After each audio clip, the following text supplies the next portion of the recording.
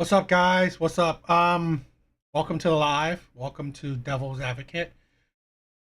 Tonight is going to be a bit of a different kind of stream in a way that maybe it's going to be a little bit more relaxed, maybe because I'm not. This is not. I'm necessarily trying to create content for my for the. I'm not making videos, right? These are. I'm not gonna. I'm not gonna really turn these into clips or videos. So what I want to do is that I'm just going to react to or watch some Reddit videos, listen to Reddit videos. These are, this is what got me into the whole manosphere, and it clicked something in my mind, right? When, like, a couple years back, I was listening to this one creator, right? Him reading Reddit stories. He was reading Reddit stories, and it's just all these Reddit stories that he read, and it just clicked in my mind. It's like, wow, I thought I was alone in this, right? I thought only I'm having a shitty time. I mean, of course, that's not true, but you don't think about it. You don't think beyond your own little world, right? You don't think beyond yourself. I think a lot of men, they don't think past, they don't think about what's happening to other men. They don't think about, what's happening to men in general. They don't. I mean, and it's fine, right? To each their own. We all got our own world or our own life to think about and handle. But for me, it's like I've been listening to these stories so much, right? I was listening to all these Reddit stories of men, talking about their hardships. I was listening to so much, and it's just, it enrages me. It enraged me by just the shittiness, right, that's happening. Like being a good man gets treated like crap, right? All these things. So we'll go through it and we'll listen to these stories. But that's the thing where I was listening to these stories and it's just like, wow, I cannot believe these things are happening to men or happening to so many men. So that just got me really in a rabbit hole in a sense, right? Where I just listening to more and more of these stories, and it's just like I said, it flipped a switch in me where, I want to, again, I create this channel, show my support to men, talking about men's issues, reacting to things, giving a man's point of view. So that it was just the spark that helped me want to think more than just me, right? To put light the other issues, right? The other struggles of men. So, I mean, again, tonight's not going to be anything crazy. I'm not going to watch, no, I'm not really going to react to like Kendra G video or anything. I'm just going to listen to Reddit stories, right? The hardships, the struggles, the shittiness of other men, and we could all relate. And it showed me that what, I wasn't alone, and other men are suffering, right? So yeah, let's get started.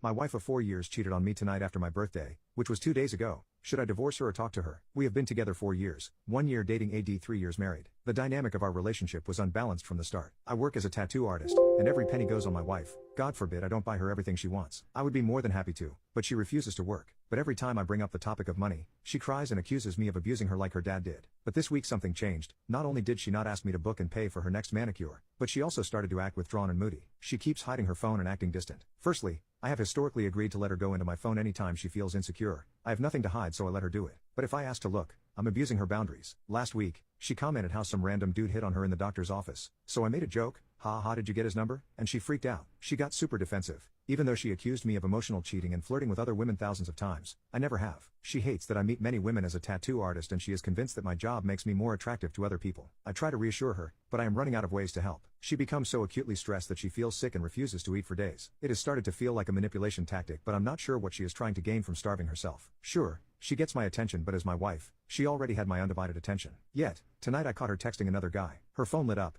and I absentmindedly looked at it as I passed it to her. My heart sank as I asked, "Who is Nathan?" She shouted at me for spying on her and said it was her uncle. I asked if I could read her messages and she exploded, throwing the phone across the room and accusing me of being toxic. I know she doesn't have an Uncle Nathan, so the cat was out of the bag. Naturally, I got angry and upset. I said that she had made a fool out of me. She continued to lie and said that it was innocent and that I was the one with trust issues. Noticing her phone on the other side of the room, I darted towards it and she screamed at me, "Don't you dare." But I did. I looked and saw her betrayal. I gave her the phone and she said that she was done and wanted a divorce. We live in her parents' house, and when I told them, they kicked her out. Thankfully, they are letting me stay, and as a gesture of goodwill, I am now living there rent-free, which I am thankful for. The issue is that I feel bad asking her to come to her own parents' house and collect her things because she has nothing. A PS4, makeup and a case of clothes. I have paid for everything, bought everything, and she will be out on the streets with nothing but those items. I am so hurt, but I haven't stopped caring about her. Any advice? My wife... That's the thing, right? And hearing that, these stories, right, it helped open my mind. So here's the thing. It showed me that men dealing with women that are broken. These women, and I've been there, I've done that. Being in a relationship with women that are broken, that have trauma in their life, they're insecure, they're always like, they think you're cheating, but in fact, they're the one who's cheating. These women are hard to deal with. These women are toxic. These women will project onto you. And this is the thing. When I listen to these stories, these men are essentially good men, decent men, and they just get shitted on in life. That's what made me really dig into these rabbit holes. Here's a man. I would say yes, divorce her, leave her. If she pretty much destroyed your trust, it is hard to get it back. It is hard to build that trust again. And these are the things where a lot of men have to understand. When I don't agree with neither men or women cheating, but I do see and understand the difference when men and women cheat.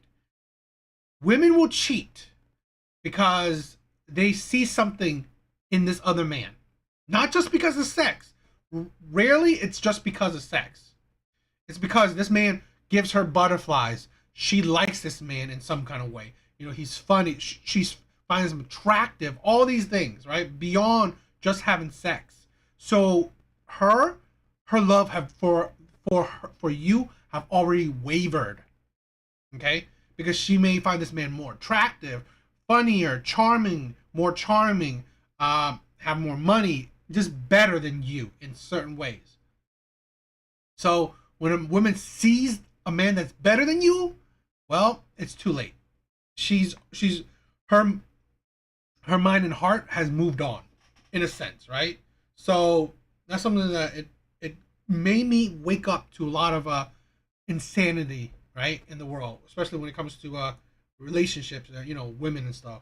So yeah, these are the things that, again, these are the things that I've listened to. So I mean, it's probably not going to be a crazy live or anything, but I just wanted to listen to some Reddit stories. So My wife constantly turned down my advances because she didn't find me attractive, so I told my wife I'm not in love with her anymore because she destroyed my self-confidence.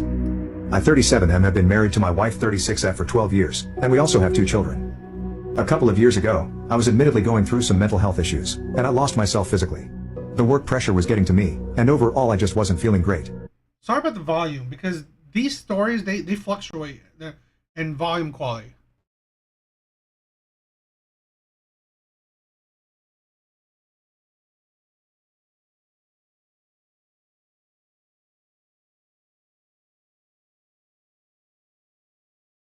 Yeah, I agree, because here, yeah, I see, gamer, I see that. I mean, I agree. I mean, when women cheat, it's just they've lost a lot of feelings. They lost complete feelings for you, or their feelings for you have diminished tremendously. So for me, and honestly, I think and this is just an opinion, when men cheat, it's pretty much it's at their breaking point. So let's say this, where he's gone years, months, whatever, without affection, without sex, right? Without being thought of, without being loved, without being listened. In all honesty, and this is just purely my opinion, when average men or good men cheat, it's usually just because and again, I'm not. It sounds like I'm giving an excuse, but I'm giving more perspective. I think a lot of times they're on their breaking point, in my opinion, right? Where let's say, like I said, months, years without love or affection, without no one caring about them. But that's my opinion. I gained some weight, I wasn't going to gym, I was eating a lot. Our sex life rapidly declined and my wife constantly turned down my advances. Deep down, I knew the issue was because she didn't find me attractive anymore, and after asking her multiple times for the real reason for her rejections, she admitted that she couldn't find me attractive anymore even though she loved me. That was the single most damaging statement anyone had ever said to me, and my wife instantly said she didn't mean it and apologized for saying that. But I told her it was okay. From then on, I stopped asking or initiating sex. My wife did initiate sex a couple of times, but I rejected it because I knew she was doing it out of guilt. I started going to online therapy, which helped me massively. I started getting my diet in control, and also started going to the gym. It's been a couple of years, and I am admittedly much more healthy both mentally and physically compared to a couple of years ago. I am probably the most physically fit I have ever been in my life. I have learned to not take work so seriously, and that has helped me a lot. However, my wife's damaging statement still lives inside me. We have not had love since that statement, and my wife has initiated sex multiple times over the past He hasn't had sex for years. few months, but I've rejected it every time. I just don't feel emotionally safe around her.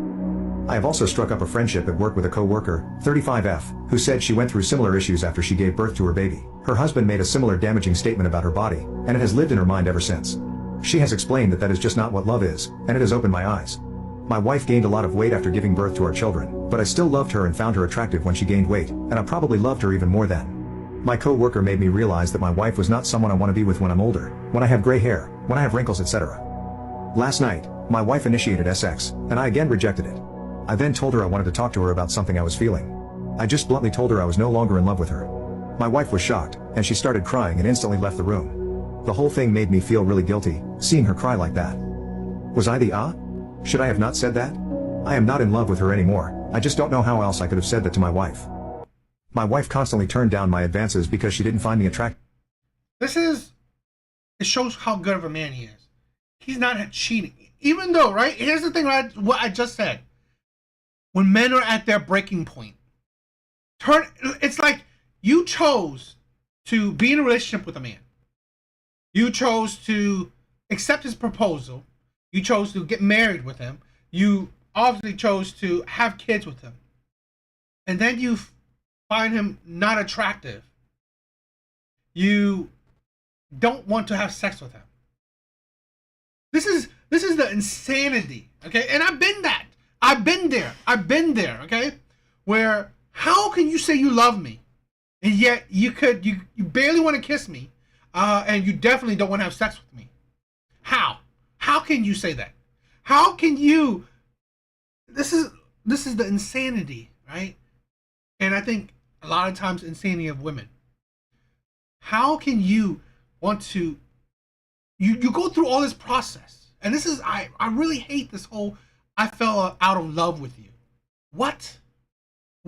It's like this is the insanity of it, right? It's that statement is so insane to me because I don't believe that. I cannot believe that. Yes, that's the thing. It's like you give so much commitment. You try to be the best man you can be to a woman, and yet she doesn't care. She doesn't care. And that's just like you try to be the good. No one is perfect. You try to be the best man you can, right? The best man, best husband, best man you can, and yet they fell out of love with you. They're not attracted to you anymore. It's like what happens to this is the thing, right? This is why a lot of men don't do marriages because women don't even follow vows. So why would men even believe in those, right? Sickness and health. So really, if he gets fat, well, okay. It's like, first of all, did you even talk about it? Did you even make effort? No, because even he said it, right? She got bigger once she got, had kids. And he still loved her. And he said he even loved her even more. Yet, you have the gall, the audacity to find this man unattractive or less attractive. And this is why I feel for these men. Okay, because I've been there. I've been in, and this is absolutely heartbreaking for me to say, but I've been in many relationships where it just the sex fizzle out for months to years, and I was like, I love this woman. I can't believe this is how she treats me, how she sees me, how she doesn't even want to be intimate with me. I was just like, and that's the craziness that men go through, and it hurts. It hurts. I don't know. All the houses in our street are entirely women and my husband is being flooded. This is annoying that these videos, their volume level is all over the place. So again, please know that I'm just watching Reddit stories, listening to Reddit stories. It might not be that interesting to you. I just do it because, hell with it, right? This is what listening to Reddit stories is what got me into the whole manosphere, caring, right? Listening to Reddit stories of the hardships of men, okay, has got me into actually caring about issues of men, like the struggles that men go through. So, it's nothing special, right? I'm just listening to Reddit stories, so it might be a bit boring for you guys. So All the houses in our street are entirely women and my husband is being flooded with house maintenance requests. Now they are calling me selfish because I do not want to share my husband. I have a weird situation. It's become very clear that my husband is the only man on our street. The rest of the houses are entirely women. There's a few single mother houses, 2 houses of all female roommates, 1 single woman, and even a lesbian couple. I normally wouldn't care or even take note of this, but since March, it's like we're getting constant calls and texts. The number we gave when we moved in 2 years ago was my number. I am flooded with requests for basic handyman stuff like changing light bulbs, car problems, and dealing with toilets. He has helped people around the neighborhood before because he is a nice guy and we are from a culture that assumes that men need to help out women if they can, even if they're not related. But with me being furloughed, he's the only one working and is less interested in extra stuff. But the tasks do only take about 5 to 20 minutes on average, which I know because my husband makes me go with him because they make him uncomfortable. Even more gross than that is that these women are obsessed with him on a personal level. They openly flirt with him and literally offer themselves up if he's ever tired of me, or wants something different. I have even gotten pictures of honker from neighbors. While I love my husband and am attracted to him, he's not like a male model or anything, so I really don't understand why these women are fawning over him like this. One of the single moms has even asked him to come over and discipline one of her children, which is an absolute nope. He's not comfortable with any of this and has asked me to intervene. I've tried talking to these women more casually to no avail. I set up a Zoom for just us ladies to try to get us on the same page. They told me that since it's now impossible for any of them to find anyone anymore, I needed to share my husband and be less selfish in regards to household maintenance requests. It's not even safe to call for maintenance and I shouldn't ask them to when there's a safe alternative where they don't have to risk exposure. They also said that it was just harmless flirting because they're all frustrated and can't date and that I wouldn't even be threatened by it if I was giving him kids. I've talked to my own family about this and while they say that the women should be less forward, I should be more understanding about how hard it is for a woman to be alone because my own mother was alone. Am I the a-hole for not just dealing with it? All the houses in our the insanity that a neighborhood full filled with women, just women in these houses, single moms, lesbians, women that can't find a man. This is what society would be leading to, right? Women are just because yes, women are buying more and more women are buying houses. Great. Because here's the thing. When men buy houses, they're buying it for their family. When women do it, they're doing it for themselves. Right? Or yeah, maybe their kids. But they're doing it for themselves, not really for creating a family. Okay? So these women who are chronically single, who struggle finding a man, now they're trying to use this woman's man, this woman's husband. This is the insanity of it, right? This is the outcome, I believe, right? This is the outcome of how society is leading, right? Women are so strong and independent, but still they will. Here's the thing: they make use of other women's men. It's like this is the thing. They're so difficult to be with, right? That's why they're chronically single. But yet they will find a way. Oh, if there's a man there, they will still try to use him. And literally, the insanity that they're trying to flirt with this woman's husband, right? They're trying to actually get him to possibly cheat. It's like that. It is disgusting, and that is sad. That is crazy sad.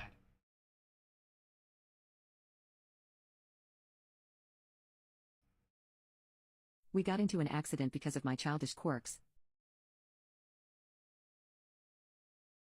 We got into an accident because of my childish quirks, and I let my boyfriend cussed out. He got so livid and left on the side of the road. My amazing, beautiful boyfriend had decided to treat me to dinner since we'd both had long weeks. He was making me laugh, and we talked and had a good time. After we were done, we left, and we were about halfway home when I asked him if we could stop and get some dessert. He said something like, haha, didn't we just eat? And kept driving. My st pid, selfish self pushes it and says, come on, please, I want something sweet. He replies that we have ice cream at home and continues driving. After that, I kept on pushing it and pushing it and pushing it, and while he's being way more patient with me than I deserve, he's firm and says no. I give up, but then I see a fast food restaurant up the road and jokingly pull the wheel to go into the parking lot. Apparently, I pulled harder than I thought because we actually ended up swerving and hit another car lightly. To make things worse, he just bought this car. The driver motions for us to pull into the parking lot. When we did, he and my boyfriend got out, and the driver started cussing him out and saying horrible things to him. Even though there wasn't any damage to either the car, the bumper had the littlest little dent on it,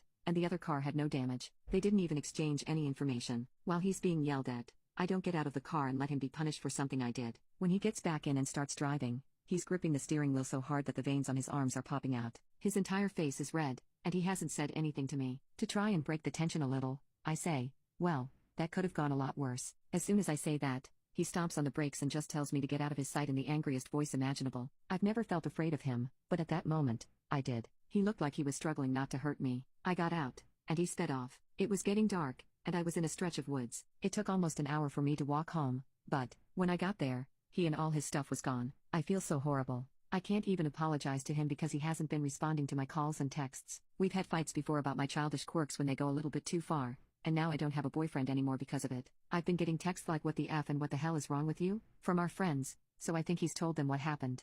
We got into an accident. That's the thing, right? And I hope you guys can hear these stories. Women's entitlement, right? Women's selfishness. This is the thing where, and this is the danger, right? Of women being overly spoiled. When you treat women so well that they think that they can do whatever. They think that they are literally a queen. Like the audacity, right? To like be such a child, literally gripping the steering wheel and getting him into an accident. It's like no care, absolute dangers. This is the thing. It is insanely dangerous to do something so ridiculous as affecting the driver in that way, in any kind of way. And this is the thing where she thinks she doesn't care. She doesn't think anything beyond that. Whatever she wants, she has to have. Where here's the thing, she doesn't listen to no's. She doesn't understand no, and it is. A lot of men don't understand. There's a price to pay when your woman doesn't understand no. Okay, I've been there.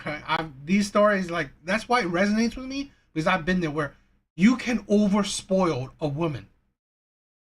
It may sound bad, but when women are very similar to children, when you overspoil a child, well, they become spoiled brats. Right? They become selfish. They don't care about no one but themselves. They can't think about any consequences, the ramifications of their actions. So yeah, I can see that this her boyfriend would be insanely livid, and she let him get the brunt of that of the other drivers you know yelling. You should have been out there to defend your man. It's sad. That thing is crazy. I told my daughter I won't be paying for her college unless she at least forms a bond with my family. I have a 19-year-old daughter, Ariel, with my ex-wife, Lauren. We had Ariel too young, and it was a huge struggle. We moved into Lauren's families. I was working multiple jobs. Lauren and I were best friends through all this. But things ended when Ariel was 2. Lauren's friend Tori told me that Lauren had been messaging guys, and when they went out, she would give out her number. I checked Lauren's phone and found it. I asked for a divorce. Lauren was pissed and wanted to reconcile. I didn't and got split custody. Lauren made my life hell. She badmouthed me, missed pickup times, and made decisions without talking to me. Her dad offered money to relinquish custody, and I told him off. Ariel is now 19 and has just started college. The deal was that my mom and her mom would split it. I remarried Tori when Ariel was 6. Tori was a rock during the divorce, but we didn't date till 2 years later. Lauren used this to warp Ariel against Tori and our son. She excludes them. Whenever she spends the night, she will just talk to me or go to her room if my family is around. Our son walks to the basement if she comes over. It hurts me a lot. I've spent thousands on therapy before people bring that up. It is still being utilized. But at this point, Ariel is being nasty for the sake of it. Her mom has convinced her I cheated with her friend and had a baby, which is funny because, as I've pointed out, the timelines don't even match up. I've done everything at this point, including family time, one-on-one, and therapy. Ariel is plain rude to them, and they are done trying. Ariel graduated from HS in May and hosted a party. I was invited, but my family wasn't. I told Ariel I found that disrespectful, so I'd send a card but wouldn't be going. She didn't care, and we haven't spoken since. I got a call from Lauren saying she paid for the first semester and was wondering when I'd be paying. I said I was no longer paying as I was not pulling money out of my household when Ariel was. Disrespectful. My ex went off, saying we had an agreement. I reminded her of when her dad tried to buy my custody, and said, "You have what you've always wanted. Full control and custody. You won, so figure it out." Then texted her that I've been putting up with this long enough. She got her 18 years of child support from me. So, until she planned on setting the record straight, I was done with both of them, and blocked her. I called Ariel and told her the same. Gave the reasons I was not paying and told her she needed to look into loans. But I would pay for college if she at least tried to form a bond with my family because she created the situation with her attitude. So, if she wants my help, she needs to attempt it. She started crying, but I didn't fall for it. Told her what my expectations were and to let me know what her plan was so I could move the money around. My wife is on my side here, saying we've been the bad guys for long enough, but I'm getting poop from others. I told my daughter I won't. No poop. The poop. The shit that he would get is that he should have stepped his stand his ground long time ago. Like a lot of men want to tippy toe around situation, especially let's say this right in divorces where the partner cheated, the partner created right the divorce, right, pretty much facilitated it. Your kids should know. I'm sorry, they should. Because again, this is the delusion that we possibly can bring up. Because here's the thing. If he didn't know, right? If the daughter didn't know, and then later on, the wife or the ex manipulated the situation. Well, now your daughter, your child, is her brain is poisoned by that thing, right? Because the daughter believed that the father cheated. No, you should have told right away. This is the thing where you shouldn't sparing feelings. I understand, but at the end of the day, they deserve to know the truth. And here's the thing: I'm glad he put his foot down, right? Because again, once you're 18, you're an adult. College, you should figure that out yourself.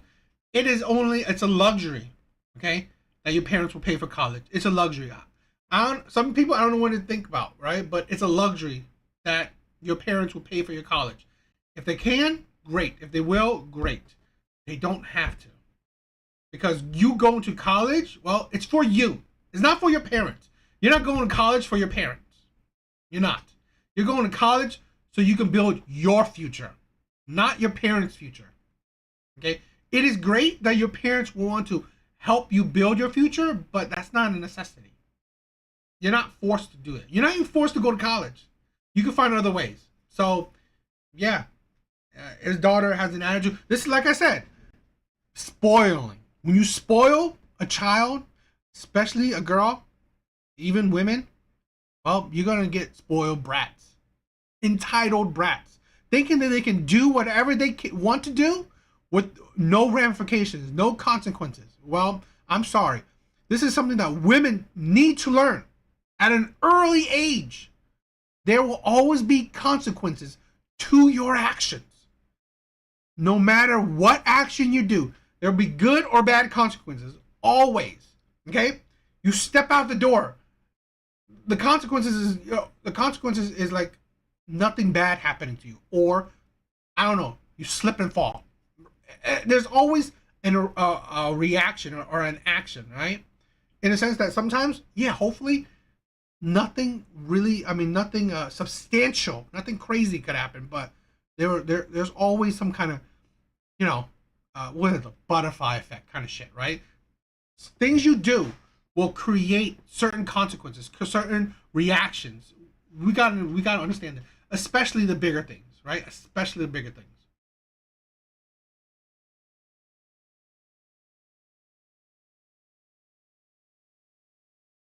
My girlfriend is cozying up to another guy, and claims that there's nothing there, but when I turn my back, she drops her pants for him.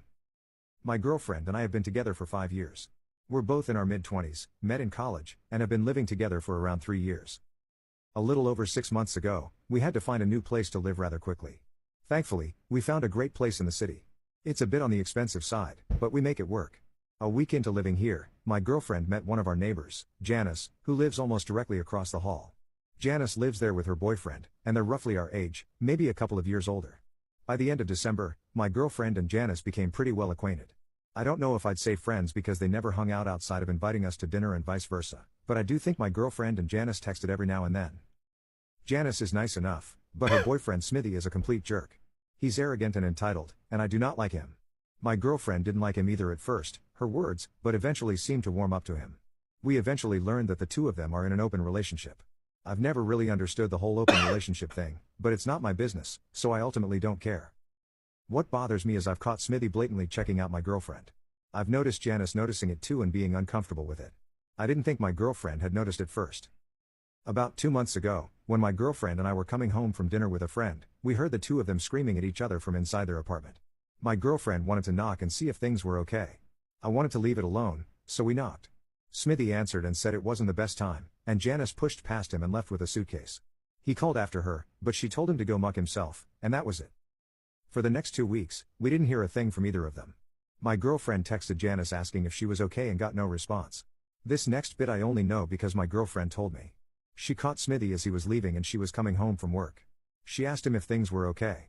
He confirmed they broke up and that Janice has moved out completely. The next day, while I was at work, my girlfriend went to his place to see how he was doing, and he explained to her what happened. It's not really relevant, but because I know some people may be curious, apparently he cheated and Janice broke up with him. I feel like there's more to the story, but I don't know if that's all Smithy told my girlfriend or if that's all she told me. Ever since, my girlfriend and Smithy have been texting pretty much every day if not every other day. I told her I'm a little uncomfortable with how close. That's insane. She hears that this man cheated, and now she's texting this man every day. That's a red flag already. That's I would break up with her already. You know this man cheated on his girl, and yet you're texting him. Do you not know this man is toxic? No, you're fine with it. You're fine with that toxicity. That says a lot about you, right? That says a lot about you. So that is a red flag this man has to see. And this is the thing where I like to listen to these stories because, again, a lot of men aren't like, again, I think red pill is not just like toxic men and all that shit. No, it's men waking up to reality, right? Men waking up to reality, not being deluded, right? Not thinking, oh my God, my girlfriend is amazing. She would never cheat on me. She would never do me wrong. So she could do whatever. Text a man that was cheating on his girlfriend. Text him often, right? Go to his place without you around.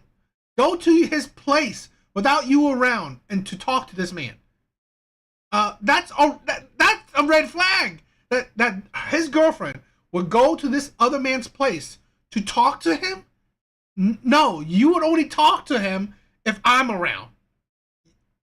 Absolutely ridiculous. And texting him after you knew that he cheated on his girlfriend. Yeah, you're out. You're done. We're done. They've gotten.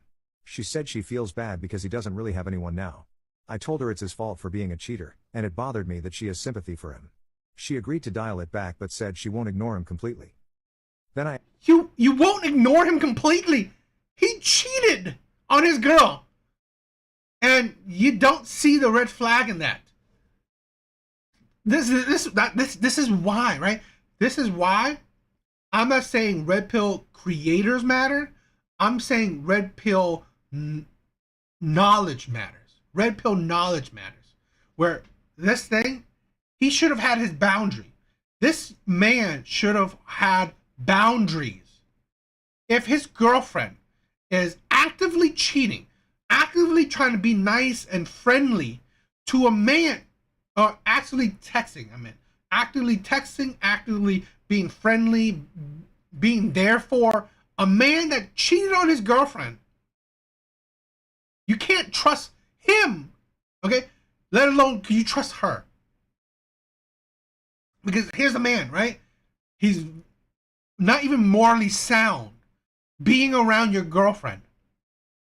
You cannot trust this man whatsoever. And now your girlfriend willingly is around this man, texting him, talking to him. You can't trust her either. Because it shows you that she has low morality. Okay? Because if she had high morality principles, right, she would see this man, this guy who cheated on his girlfriend, as a red flag, and you shouldn't be around that man. But no, she's talking to this guy. Asked 2 really stupid questions. The first was if she was attracted to Smithy. I expected her to say no honestly because she's always told me that I'm exactly her type, looks and personality, and he and I are completely different. She said that's not a fair question. When I asked why, she said she should be allowed to find other men attractive without it being an issue and said surely I'm attracted to other women. I agreed but said it's different when it's a guy who's been eye-banging her at every opportunity. I took her silence after that as a yes. I also took it to mean she actually did notice him checking her out. The second stupid question was if she had the opportunity to sleep with him guilt-free, would she? She again said I'm being unfair because if she says yes, then I'll be pissed even though she'd have permission to do it. My response was so that's a yes. We were quiet for a while after that until someone texted her. She looked at the message and then looked away, and I asked who it was. She didn't answer me, and I got visibly upset. I started walking to our bedroom and grabbed a bag to pack some clothing. She followed me and said they're just friends. I asked if she would be willing to show me her phone. She hesitated but said yes, but the hesitation was enough for me. I grabbed my bag and my laptop and told her I just needed to get away for a while and clear my head. She asked what that meant, and I said I have to think about some things and left. So here I am, sitting in a hotel room, wondering what the heck is happening in my relationship and wondering if I screwed things up, if she did, or if we both did. What do you think? Update. Lots of people said that I made a lot of mistakes, not checking her phone, not confronting him, leaving after our fight. Hindsight, I guess, but I just didn't want to be there anymore at that moment. I was able to reach out to Janice. She confirmed her and Smithy had an open relationship, but it was one-sided, which she said worked for the longest time until it didn't. She said she told Smithy after the first time we were invited for dinner that my girlfriend was off limits. Then she confirmed she came home and caught them kissing. She also said it's not the first time he's broken the rules. She apologized for not telling me sooner but said she just wants to put him behind her. She also asked me not to contact her again. I called my sister afterward. She's the one who helped me find Janice's socials, and we talked. What's up, Pharaoh Trout? No, I've never watched that. What is it? Undead Chronic? I've never heard of that. I mean, I'll check it out, but I've never heard of it. About me coming home for a while to clear my head. I said that entirely depends on what I find when I get home. I might have been able to forgive a kiss. When I got home last night. Forgive a kiss. That's why, right? I'm sorry, but this is why men's content matters. I'm sorry. You shouldn't ever forgive a kiss. You shouldn't. If you are a man that's monogamous, that's a good man yourself, right? If you are a man that holds onto your principles, your morals, you have boundaries, you shouldn't, right, ignore a kiss. Because we seem to forget that it's a slippery slope. If your girl can text, talk to, hang out with a cheater, and well, that escalated to, you know what? She can kiss a man that would cheat on his girl. Okay? Next, she would have sex with a man that would do it. This is a thing where, I'm sorry, men can be stupid. This is, again, I've been there, I've done that. We are romantics at heart. We believe in love, right? We believe in like true love, soulmates, and all that shit. And then we think that this woman is an angel. She's amazing. She can never do this, right? She can never cheat on me. She can never treat me bad and all this shit. Well, that That way of thinking will break us, because then we see reality, right? We see reality that, hey, my girl can cheat on me, can destroy me, right? It wakes us up. Our apartment was empty. It surprised me how not surprised I was that she wasn't there. I put my things down, took a deep breath, and went to his apartment. When he answered, I pushed on the door to open it wider, and my attention went immediately to her. I asked her if we could talk alone. When she didn't move and looked towards him, I said F this and pushed past him into his apartment. He sarcastically told me to come in and close the door. I told them I know about the kiss. She looked surprised. He didn't. He said, "You talked to Janice then?" And I said yeah, she told me everything. He said he doubts that. I said I know he's cheated on Janice before, and he admitted that he's broken the rules of their relationship before, but said Janice isn't a saint either. He said their relationship was incredibly toxic on both sides, and I said she seemed like a good person to me. He said I don't know her, they were together for 7 years, and he knows her better than anyone. I said, I do admit that part, right? What he said. Toxic people attract toxic people. Look at this, right? His girlfriend. Here's the thing where red pill matters. It will wake you up. It will wake you up to women. His girlfriend is toxic. She's toxic herself. That's why she's attracted to this toxic man. She knows he's a cheater, and yet willingly talks to him, kisses him, most likely probably had sex with him, because she is no better. And this is the thing, this is the reality that men don't know until they are in it. That's the sad part, right? This is the sad part. We have so many, and I've been there where I would disagree with a lot of men like these, right? Men that talks like the whole red pill stuff. I would disagree with these men until it happens to you, until a woman destroys you. You don't know. You don't know. You don't really, because us men are deluded in thinking that women are perfect. Women are angels. Women are not dogs like men are, right? Women are not like men. No, they can't. And they are. Okay? Women can cheat. Women can be just as toxic, if not more toxic than men. And that's the thing where I say this whole manosphere, this thing, right? It wakes you up. It lets you not be deluded in how the world works. Because yes, we put women on a pedestal. And like I said, I've been there, putting women on a pedestal, thinking that they're so amazing, they're perfect, they cannot falter. And that's the problem that us men have, and that we need waking up from. Okay? Because I get it, we're desperate for love. But again, that desperation, well, it will attract toxic people. And those toxic people will hurt you. So, yeah. I didn't believe him. My girlfriend told me that Janice sent her really nasty messages when she texted her asking if she was okay and tried to apologize. I shrugged and said, so? She had every right to be angry. Smithy immediately jumped to her defense and said, at me, Peg didn't know the rules of our relationship, so for all she knew that kiss was within them. It was quiet for about a minute, and then I asked my girlfriend how long it took after I left for her to come knocking on his door. She told me I left her in relationship limbo and didn't know if I was even coming back. Which didn't answer my question, but I dropped it because I was never going to get an honest answer. I didn't need to ask if they slept together because she was in her underwear and a t-shirt, and he was only wearing sweatpants. I went to leave and told her I'm moving back home, and I'll be emailing our landlord and telling him I want out of the lease and that she'll be taking it over completely. She said she can't afford that. I told her I don't care. Then I left. I called my sister, and she's making arrangements to come get me, but she's 9 hours away and won't be able to make it until tomorrow or Tuesday. It gives me time to pack my shit at least. I'm not exactly loving that I'll be staying here for a day or two. Unfortunately, I can't turn off my feelings for her, and knowing she's across the hall getting it from another man isn't awesome, but I can't afford the hotel again. I don't really know how I'm feeling right now. I went from anger to sadness to anger again, and now I just feel numb. So that's it. Again, wondering how we got here. Our relationship wasn't perfect, and we had our issues, but I never thought we'd end up here. My girlfriend is... You end up there by turning a blind eye. By not having boundaries. Not setting boundaries. Okay? we let this happen, right? Men like us, men like him, we let this shit happen. We also turn a blind eye. Okay? He should have just he should have broken up with her when she said she's still texting, when she said she's texting this man.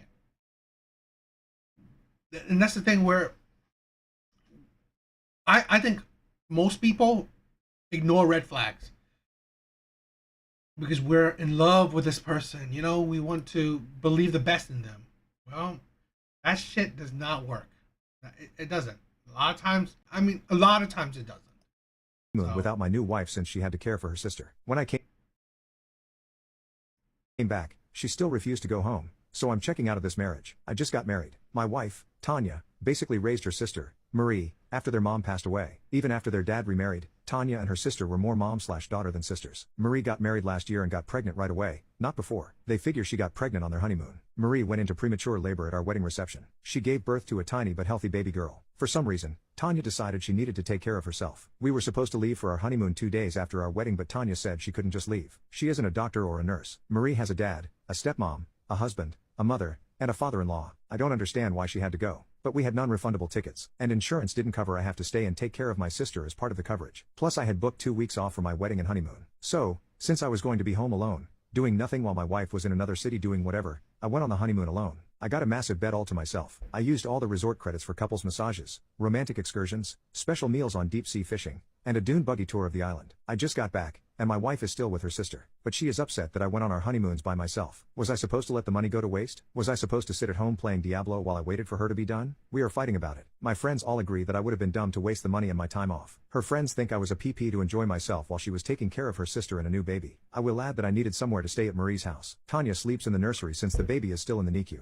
Update. The baby, Emily, is home and healthy. Just tiny. My sister-in-law kicked my wife out the day the baby came home. Tanya wouldn't let her do anything. Marie told her that she had plenty of help. Tanya said she didn't mind sticking around. Marie told her that she and her husband did have a problem with it. Marie also told all her relatives that if Tanya stayed with them, they would be allowed to stay when she left. Tanya asked if she would mind renting an Airbnb to stay nearby. I said I would prefer if she came home. We argued. I said we should not get married if this would be my life. Tanya came home to fight face to face. We had a fancy wedding and reception in Iowa for her family. We were going to get officially married in Colorado after we got back from the honeymoon. She wants to know why I'm having second thoughts. I said we are both young and can walk away without losing much. All the gifts are in her dad's garage and easy to return. I said there was no way I would be the third wheel in our marriage. She has agreed to start going to counseling, and we will hold off on getting the paperwork settled for 1 year to give her a chance to decide what she wants. If she says that her sister comes first after 1 year, I'm out. That's all. No more drama. I went on my honeymoon without. well, I mean, I'm glad that he didn't like sign the papers before the honeymoon. Okay. I'm glad that you know what he's not that hurt or he will take the time to let her decide if it's him or the sister that his fiance wants, right? But here's the thing where again a lot of men we ignore these red flags. I guarantee you he has always felt like a third wheel, right? His fiance, most like his fiance or girlfriend, whatever, prioritized her sister more than him. And this is the thing, right? It's not the same thing about the single mom stuff, but it's similar. Where here's the thing with a lot of men, why it's never a good feeling when you date a single mom, because when you feel like the third wheel, when you feel like last on a totem pole of priorities, it's never a good thing. It never feels good. So, yeah, that's yeah.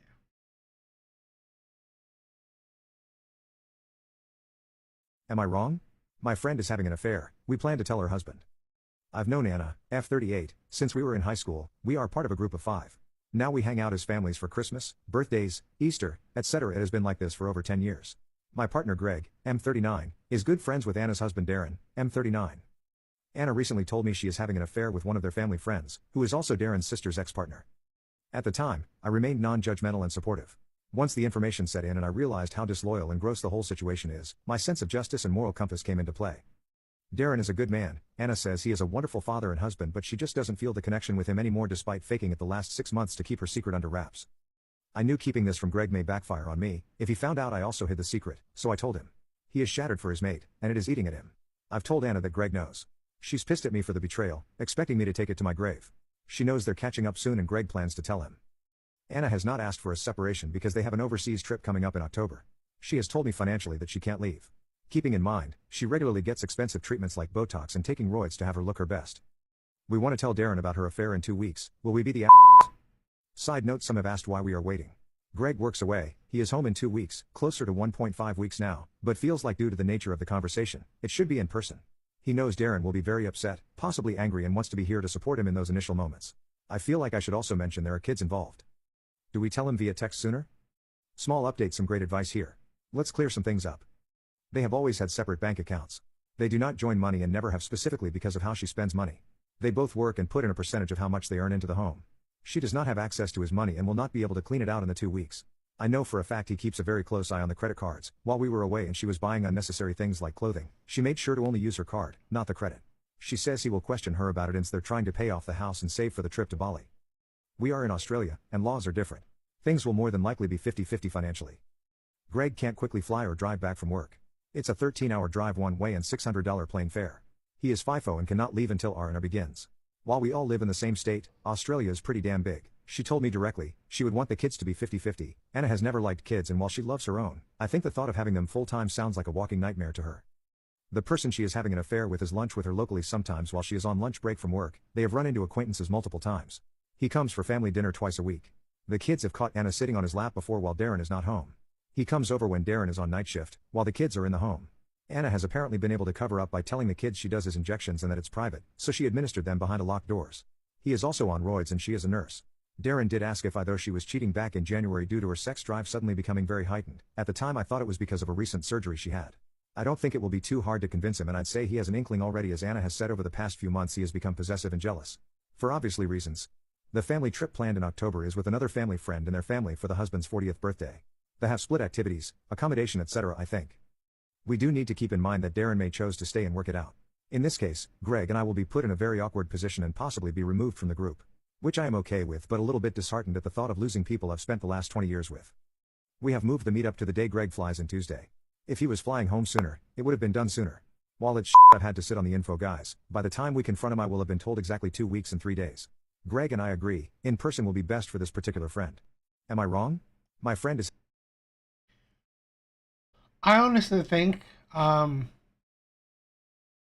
here's the thing, I don't know about you, but if I know about a affair or a cheating, I think I would say shit. I mean, I think I will say something.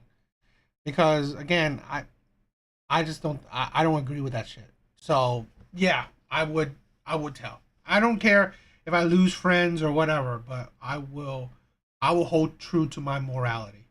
That's plain and simple. So, I don't care if people don't like it, but I'm going to stay true to myself. I recently got postpartum depression, so I dropped everything to go travel the world and party for my mental health. I'm home 2 years later, and now my ex won't let me see my kids. I, 28F, have 3 kids with my ex, 30M. We never got married, but we dated while I was in my first year of college. My senior year, I got pregnant and had twins, both demon boys. He moved me in with him and we started our little family together. 14 months after giving birth to the boys, I had a girl. Immediately after, I had really strong postpartum depression. I was scared of hurting myself or, even worse, my babies. I wasn't doing well, and I decided to go back home to my parents to try to clear my head. Once home, I saw my old bedroom, my pictures of when I went to Disney and Universal, and was kind of reminded of what I... Here's my thing, right? The whole postpartum thing. I'm not saying I understand it, right? This is me not understanding it.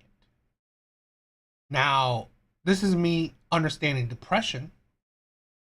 You know, the gripping feelings of depression. I've been there where I wanted to delete myself for a long time. Okay? But again, I also learned that the world owes you nothing. The world's not going to stop because you're depressed. Life is not going to stop because you're depressed. Your responsibilities aren't going to disappear because you're depressed. I've said this to myself, okay? I said, Dan, that's my name, Okay? You either got to delete yourself or wake up. Stop this BS. Get over it. And again, it's not like a quick thing. It's not a quick thing, but it's a constant thing. You got to constantly push yourself. I know plenty of men. Again, their statistics, men are at the highest level. Men are the ones who are deleting themselves. Okay? And this is the thing. At the end of the day, it's mental. And it's the mental weakness. And like I said, I've been there.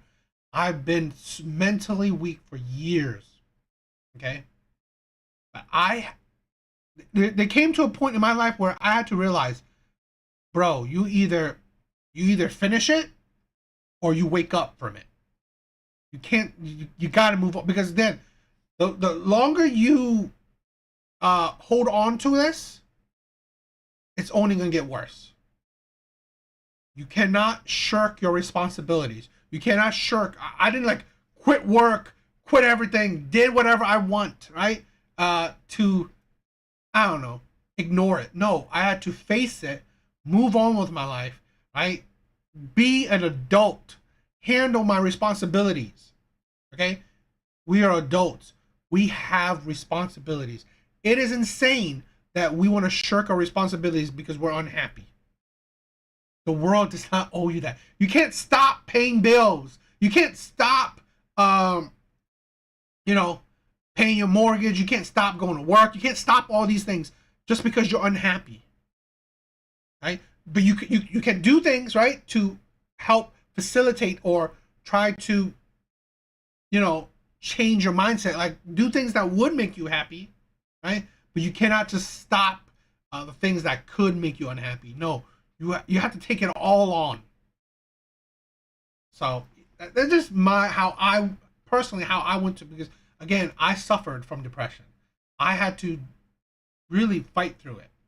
Right? When I was in my teens to, my college years, I really had to push through. And again, it was years. I was suffering it for years.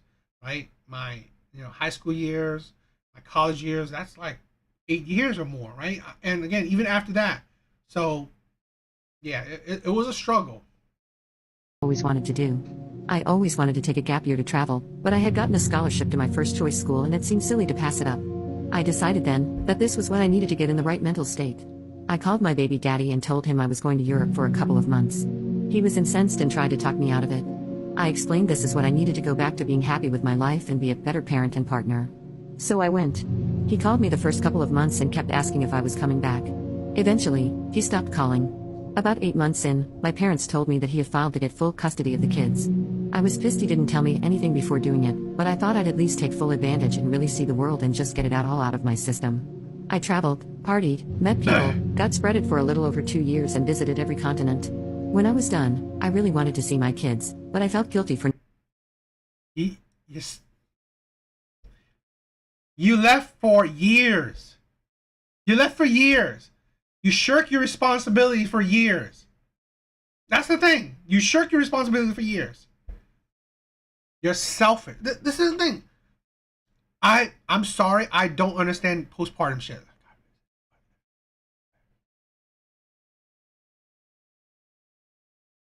I didn't know about that. I didn't know about that. Really. Maxer, I didn't know about that. That's interesting. Maybe I should look that up. But again, what people do in what crappy shit they do in their personal life, that's their personal life. I do not, right, with creators, I do not prop any content creator up, right? I've said this before. Don't ever follow me 100%. Disagree, or you know what? I'm no one special. Right? I'm not Fresh and Fit. I'm not any of these people special, right? I'm not Kevin Samuels. Nobody. Do not put me on a pedestal, because I'm average. I'm nothing special. I just talk to my opinion. I'm very average. So never, think, oh my God, this man is 100% right. I always follow everything he says. He can't do no wrong. He cannot do no wrong. No. I'm not perfect. So never, like the Andrew Tates of the world, the Fresh and Fits of the world, Kevin Samuels of the world, whoever, no one's perfect.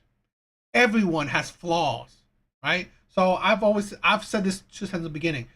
Don't listen to me 100%, right? You can disagree with me. It would be fine if you disagree with me, okay? I don't need people to agree with me. So, yeah, I really want to make men think for yourself, right? Take any knowledge, any advice, any whatever that you hear from other creators or other men and process it in yourself, okay? Don't just blindly listen to people. I think that's a bad thing, right? So again, because no one's perfect, right? No one has the answers to everything, right? And especially no one has the answers to your individual life. So yeah, let's go back. Not being present in their lives, and I didn't want to face my ex. One of the friends I made in my travels offered me a gig as a high school English teacher in a private school in Thailand. I took the opportunity and spent the next 3 years doing that. This year, I returned stateside and stayed Over 2 years, and then another 3 years. What a shitty ass mom. with my parents. They showed me pictures of the kids and told me my ex let them see the kids a couple of times. I finally got in touch with him and told him I was ready to be involved in our kids' life and would really love to see them. He quickly said hell no, and the kids flat out refused to be near me. I threatened to sue for custody and he just replied have fun with that, and sent me pictures of me partying in Europe with some guys in our birthday suit. They are not flattering. My parents want to see their grandkids more, but they tell me it's all my fault for not being able to see them. Am I wrong for trying to see them? Update from someone who knows the couple. Those kids were raised by a wolf pack. When this pathetic waste of oxygen abandoned her kids, basically everyone who had a passing relation to the dad stepped up. His mom moved in for the first year to help with the babies. Neighbors, friends, and relatives all donated money, food, and clothes or bought kids stuff for them on Amazon. Clothes, diapers, toys, anything he needed. One of his friends manages a restaurant and he brings them unused food or incorrect orders almost every night since they always throw food away. I work at a bank, so I had nothing useful to contribute other than money and time.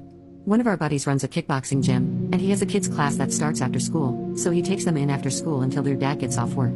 Whenever the kids need a babysitter, 5 rowdy men show up ready to be horsies or punching bags for the boys and tea party guests for the little girl. One of our other friends is a lawyer. He helped him gain custody and advised him through the process. The mom's parents are rich and they always offer money to help. Their dad is doing well now, those kids don't want anything to do with the mom. Every Sunday night, he hosts us to watch football and hang out with the kids. His daughter delights in serving everyone wheatgrass shots. They're so much better off without this selfish European men's sucker 2000.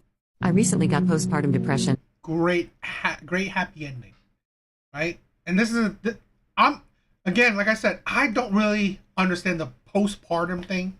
I mean, I understand depression, but the whole postpartum thing is, I guess it's whatever, right? That's something maybe women do. That's a women thing, I guess. But again, depression. A lot of people use depression as a scapegoat. Your mental illness, your depression does not entitle you to special treatment. I've never, this is, again, this maybe it's how I went about it. I did not ask for special treatment. I didn't ask to be treated differently. I didn't ask for the world to understand me, be there for me. None of that shit, okay? I had to pick myself back up. I had to fight. I had to really wake up and, improve. And it took, and again, it was not an easy journey. It took years. I'm still trying to improve myself, right? There's days where I'm depressed, okay? But again, you got to push through it. But you being selfish, you being entitled, you think about no one else besides yourself, being depressed does not give you that right. Being depressed does not give you that entitlement. So yeah, I don't know.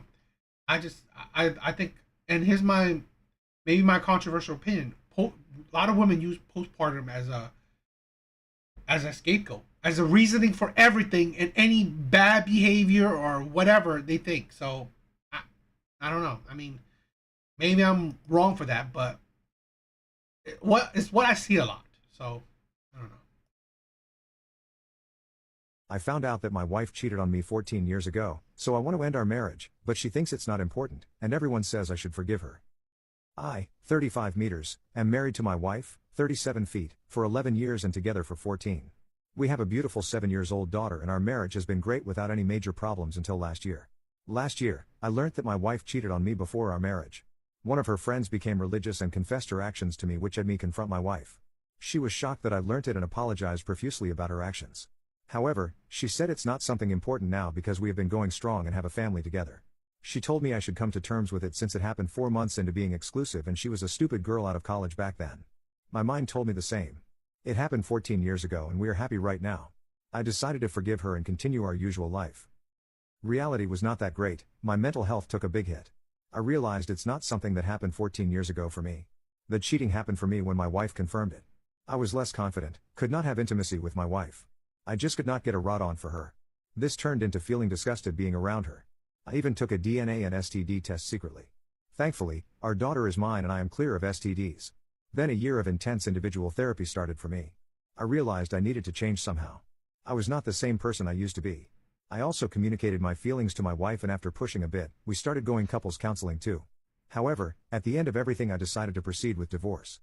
Here are my reasonings. Firstly, she not only cheated back then, but lied to me for 14 years. She did not confess the action herself. Even though she apologized, she dismissed the fact by saying it's not important anymore. Next, young me was robbed of having a choice. Cheating was, and still is, one of the biggest deal breakers for me. If I knew it back then, I would have broke it off.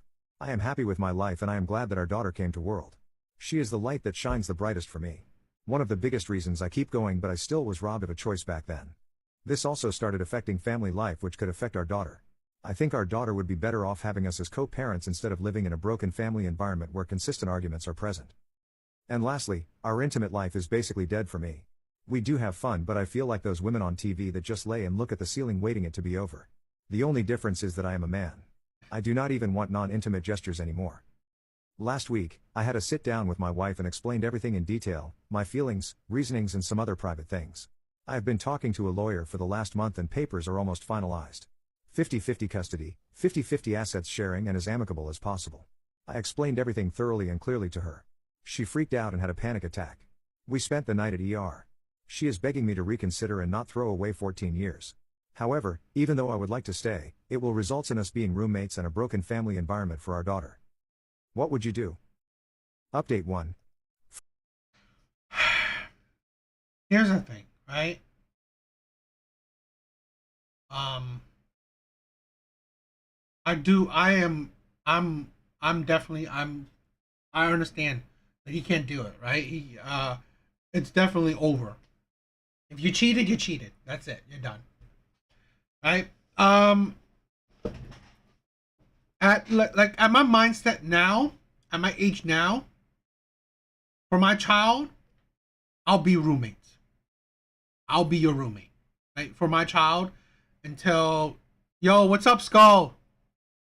What's good? What's good? I hope you've been having a good week. Yeah. Well, for my child, I'll suffer through it. I'll be your roommate. What I would say is that we will definitely get a divorce, right? Destroy that paper, but we'll be roommates, right? We'll be cordial in the same house, right? That's what I would do. We won't be married anymore, but we'll live in the same house. We'll be cordial, right? If that's what she wants, if she wants to be in the same, we won't be married because that's it. There's no romance, there's no love, right? No romantic love in that anymore. Because yes, he sees her differently. Men has feelings too, right? Men have feelings too. Surprise, surprise. So he sees her differently. So he's not attracted to her. He doesn't have that love for her anymore. So the best she could have, in my opinion, if I was in that situation, is just roommates. Firstly, I want to thank everyone for their ideas and input about my situation. Some people reached out to me to state their opinions and we had long talks. They have been incredibly helpful and I want to thank them especially. Some people asked if we went to counseling together. Yes, we have been visiting a counselor for over a year now on top of my individual therapy. I understand blowing up a marriage for something happened 14 years ago is not logical. However, my feelings towards my wife got even worse after counseling and therapy. It started with not being able to trust her, converted to not wanting intimacy, then not wanting non-intimate gestures, and finally I am not even comfortable to be in the same space as her. We have been less than roommates in the last couple of months. I do not hate or resent her, but I just cannot shake off the feelings. I would say I forgave her, but it's not about forgiving anymore when there are no feelings and love. I do not want my daughter to grow up in such an environment. I know how hurtful it can be. I experienced a similar situation with my parents, only the genders reversed. Living in such an environment breaks you as a child and teen. I would have much preferred if my mother just divorced my dad instead of staying for my sake. These being said, I had a long talk with my wife this morning. She has not been eating much since visiting the ER and I am concerned for her well-being and safety. Some who reached out suggested considering separation before proceeding with the divorce and see if my feelings would change. That is very logical actually. I proposed this idea to my wife and she was happy to hear it. I have an upcoming business trip to Netherlands next week and I am planning to extend my stay with my sister once I am back. Wife abruptly suggested one-sided open marriage and I can do what I want on that business trip if it'll save the relationship, make us even and change my feelings. I rejected because it has nothing to do with that. Even if it changed something for me, it would devastate her knowing I cheated on her in the future. It's not something easy to get over and not an easy decision. That is all the update. We'll try separation for a while and depending on the result I'll make my decision. Thank you for all the help and opinions. Update 2. I have a short update about the situation. I got back from the trip and decided to divorce my wife in the end. The last straw was when my daughter told me I look more lively and happier after I came back. I realized I am better off without my wife and just co-parenting our daughter with her.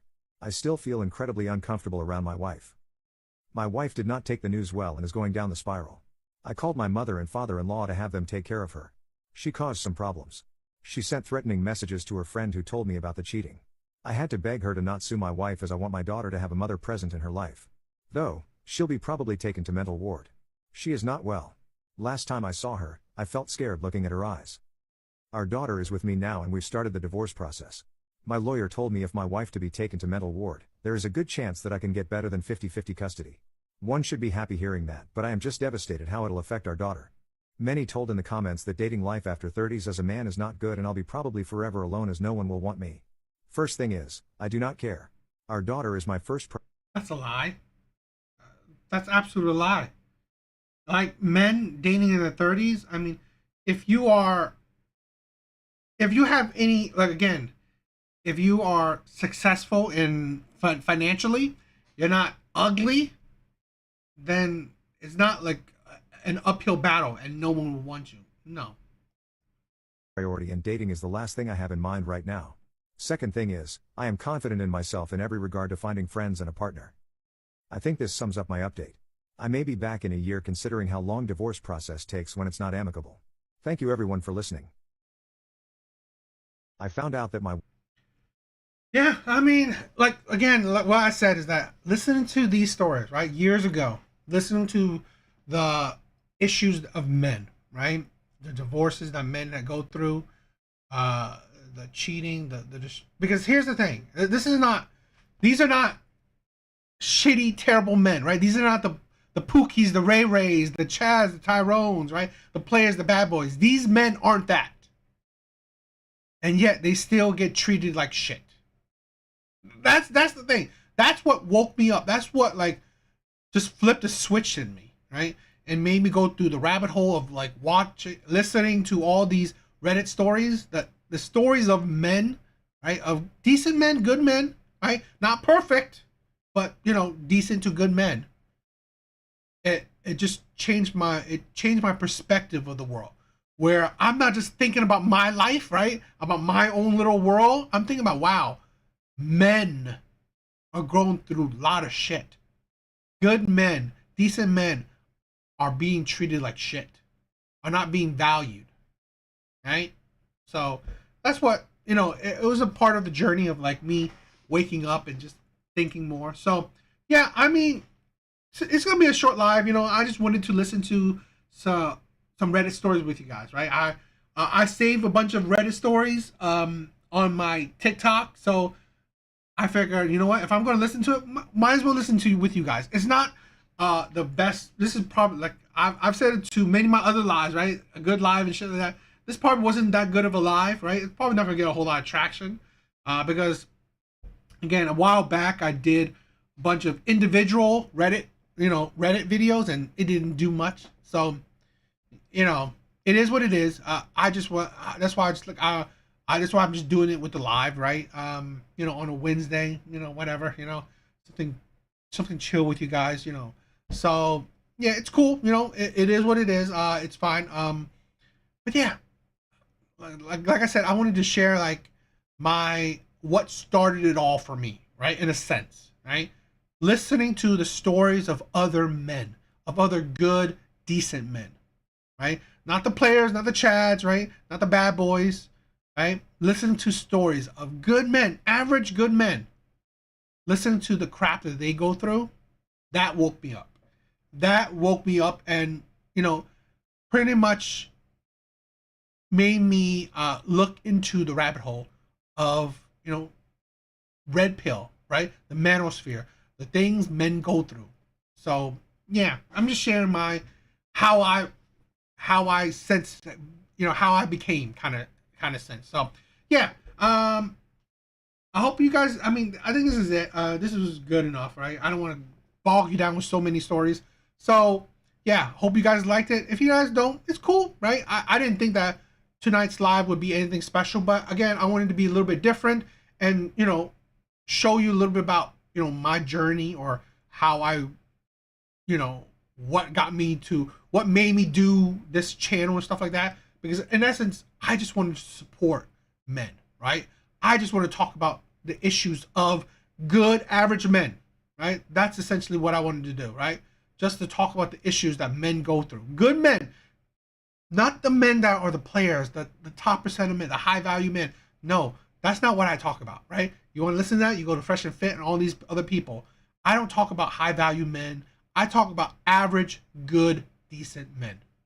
So, that's it, right? Hope you guys like it, but yeah, that's it. Hope you guys had a good night. Later, guys.